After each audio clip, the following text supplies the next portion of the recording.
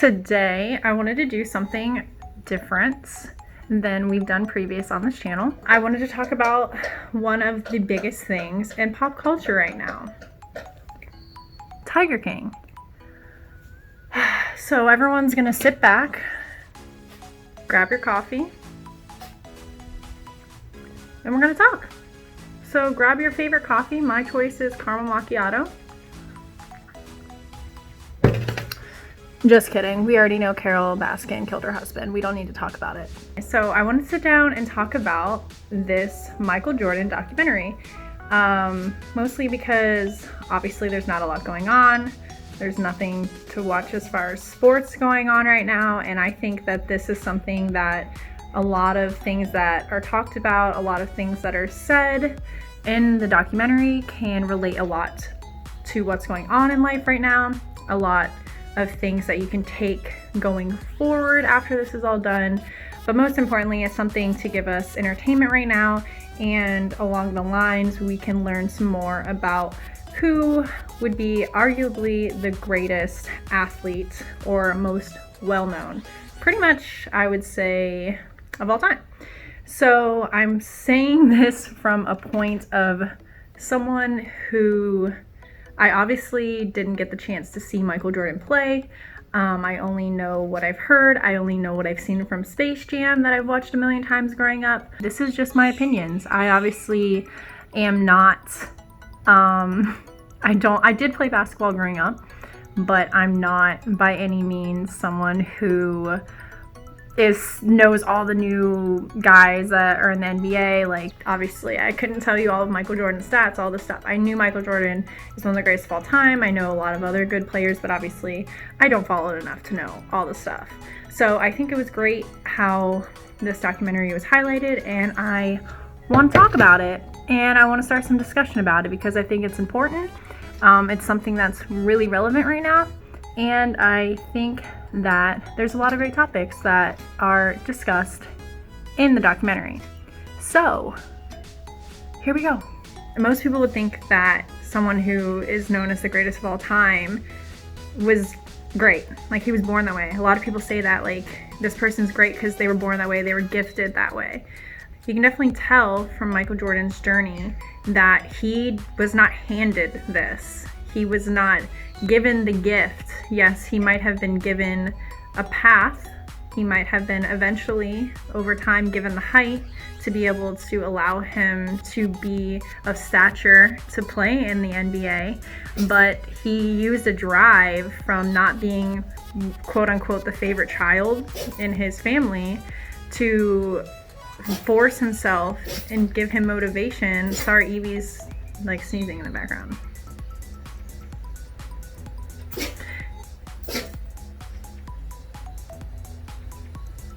So anyways, so he used the drive of not being the favorite child to motivate himself to go out and practice after he did not make his varsity team. I mean, I didn't know that. I would have just assumed, like, Michael Jordan, great, he was, given these talents. He just went out there and used what God gave him. But he did not. He used what he was given at birth to work harder and take the necessary processes, the little baby steps, each step along the way to get to where he is. So I think that's great because, I mean, as far as everything that's going on or relating to bowling especially, I know a lot of coaches talk about the process. There's obviously a process as far as getting to that end result, but it's those little steps. It's not the big steps. It's not this is the goal. It's the little goals around the big goal that get to that point. When you see how Michael Jordan got to where he is through this documentary, you see that he took every necessary little step, even if it wasn't exactly what he wanted to do or something that was put in his way stopped him from getting further quicker. He took the necessary steps to step back and be like, okay, I need to do this, this, and this before I can accomplish this, or for the outcome of the whole team, whether it was when he was in college or going into the pros. which kind of brings me to the point of like how he got to the pros. The fact that the coaches already saw when he came back, when he got, recruited to college, that he was the best one on the team. He was one of the best in the nation. But the fact that he took the steps to stay in college and he wanted to win national championships, and he never in his mind was like, I'm gonna go pro, like I'm already the best, I'm gonna go pro right now. He took that necessary step, and if it wasn't for his coach in college, I don't think, from what I saw in the documentary, he would have made that step to go to the pros in his junior year, and he would have stayed an extra year and done the full process, which I think kind of shows the type of person he is. He was content with where he was because he was doing what he needed to do to get to the next step. But with the right guidance from his coach in college, he made the choice to go to the draft a year early, which is great because I think it relates a lot to kind of the questions about in bowling, especially when people are kind of questioning whether or not they should go adult, because obviously they want to win money and they want to bowl certain things that are more fun. I think this goes to show you that sometimes, well, most of the time, the necessary step is to do the little processes. It might take longer to get to the big goal. In this case, it showed that those little necessary steps can create lifetime, long-term goals to be even more successful than you could have probably ever imagined. And I think that's what's great. And I definitely was one of those that I took the full amount of time. I waited until I completely aged out to go into my career in bowling. And I'm sure it relates a lot to every sport. I think it's a great lesson. One of the best basketball players in the world, he took every necessary step, not even knowing that those were the steps that were going to make him great, which I think is another kind of stepping stone into what made him great, was that he wasn't about himself. He took the necessary steps to make himself the best player possible. He never took for granted the fact that he was not one person can make the team. And that kind of just goes to show you, when he finally went into the draft, he went out blazing. He became the rookie of the year. He had an amazing season. He led the Bulls in assists and steals and like...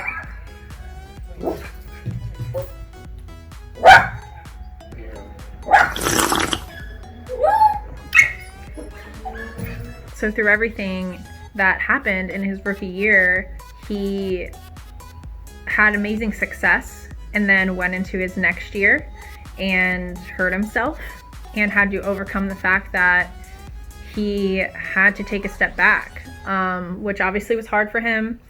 It was a big deal with the Bulls and the managers and stuff, because all he wanted to do was play, which kind of leads back to how the type of player he is. He didn't mess around. He didn't drink. He didn't, do drugs. He didn't do all the party things, the things that the superstars should be doing. And at the time, yes, he wasn't a superstar, but that's what I feel makes him a superstar, is the fact that he did everything the right way.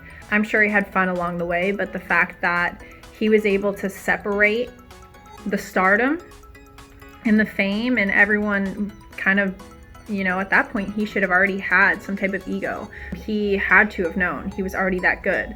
But it's the point that he's able to know that a team is not made up of one person, which later in the documentary, I believe it's the second one, where you see that they had a season where he scored 63 points in a game and they lost.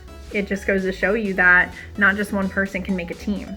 And that was the greatest thing, is that he tried his hardest and he did everything he could, but they still lost in the playoffs. And it just kind of goes to show you that in everything in life, you can give everything that you want. You can work as hard as you can, but sometimes things are not going to go the way that you necessarily want them to go.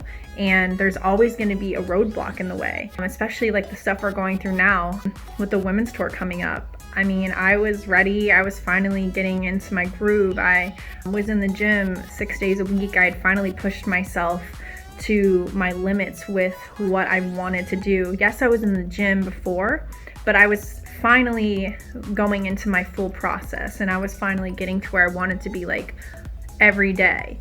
And for this to happen in the middle of that, I'm sure it was hard for everyone, and we're all still going through it.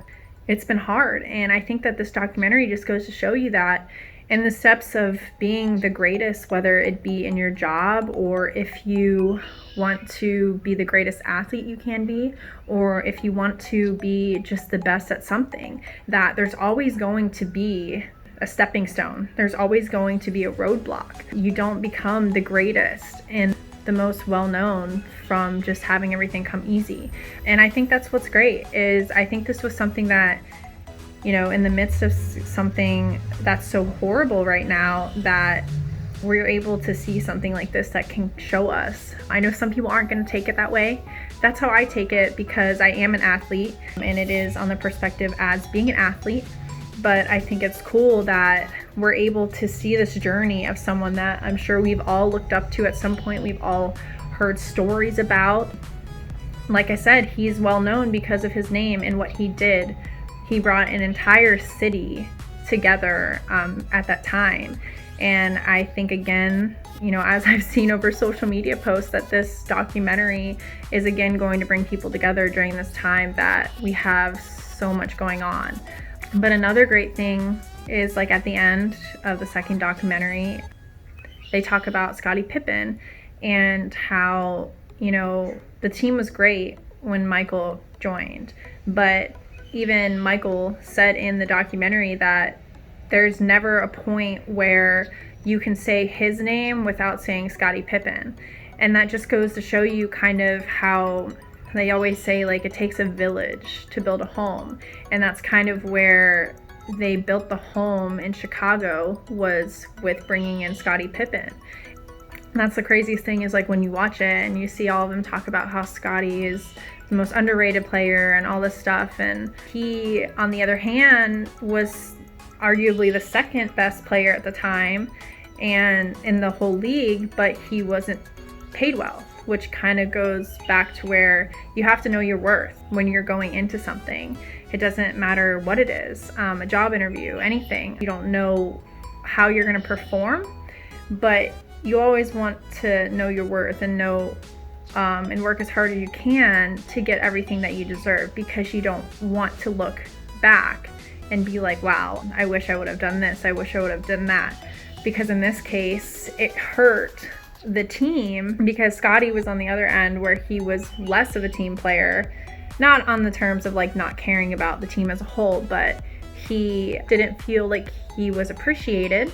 So he, you know, basically hurt the Bulls team the year that they didn't have him. He needed Scottie to make that team, and it just shows that it can relate to anything in life. You don't necessarily become the best by just being the best or by working the hardest. It really takes that extra push from the people around you. So don't ever feel like you're alone, especially in everything that we're going through.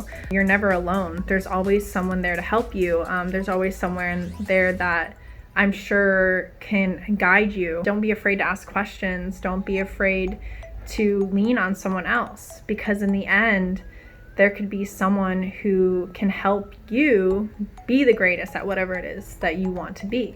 You might not have even reached your potential until you have found that person or people that can help push you to that next step, to another goal.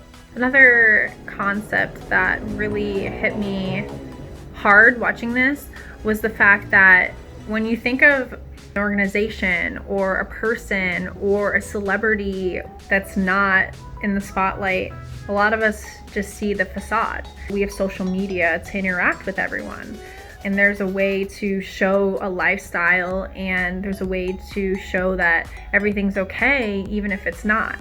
And I think that showing through the fact that, especially for someone like me who never got to really see the organization come together with Michael there, that it kind of shows you that you see one thing, you see this team winning, you see them being successful, you see Michael Jordan as this hero.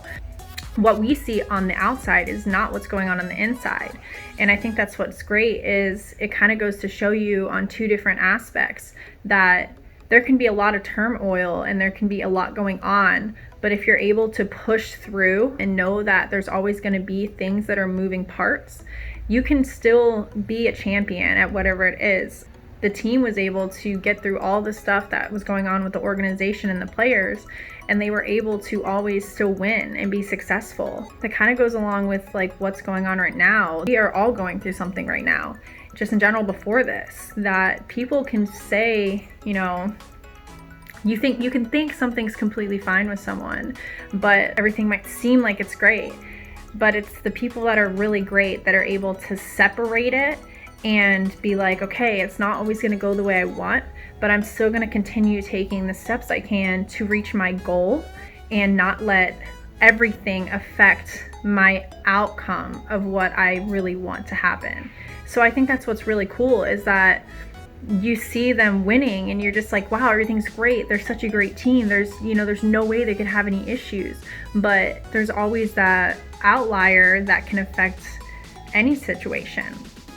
So I really learned a lot from that, where I'm like, wow, if me looking back now in the past, I'm like, you know, just from everything I've heard, the Bulls do this and they've done that and they won so many championships, Michael's the best, like, you would just automatically think, wow, it was just smooth sailing. It's really cool that the documentary shows that you can have success without everything being great. If you are the type of person that can push through on your own and find your own steps, that's awesome, and you should do that. But don't be afraid to reach out and find help reaching the goals that you want to in life.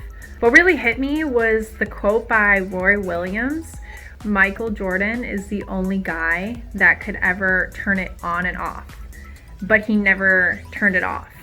And when I was watching it, I was kind of thinking, like, I'm not really sure what that means. How do you know if he can turn it on and off if he's never turned it off?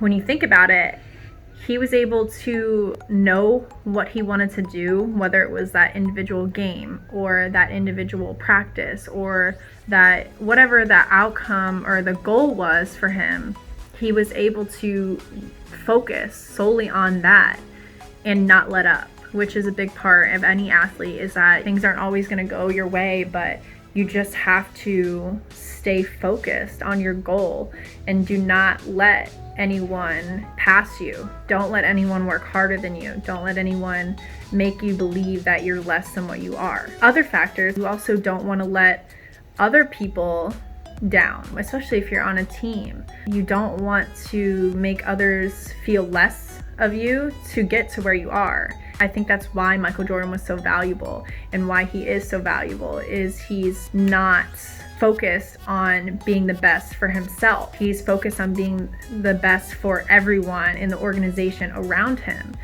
And that's what I think we all need to focus on in life, is that you don't necessarily have to be the best by beating other people or, you know, trying to get ahead of other people. It's about the fact that if you can focus on what you need and reach your goals, that you can help other people around you, which in turn helps you reach bigger goals. I cannot wait to see the next episodes. I hope that everyone can take something from this. I know I try to stay on topic a little bit. It's hard because I was really feeling myself last night watching it. Like I said, as an athlete, it was really inspiring. And as obviously someone who studied broadcasting, it was really cool to see the different angles that they took of the documentary to kind of lay out the scene for the entire team and everything that happened. So let me know what you think. I want to know what everyone else was feeling. Like, I know it hit me hard and I want to know what you took from it. Yeah, let me know how you guys felt. Let me know if you loved it. Until next time, thank you guys for watching. Everyone, I hope is safe at home, and I hope that you guys are enjoying your time with your family. And for those of you that are on the front lines, thank you so much for everything you're doing.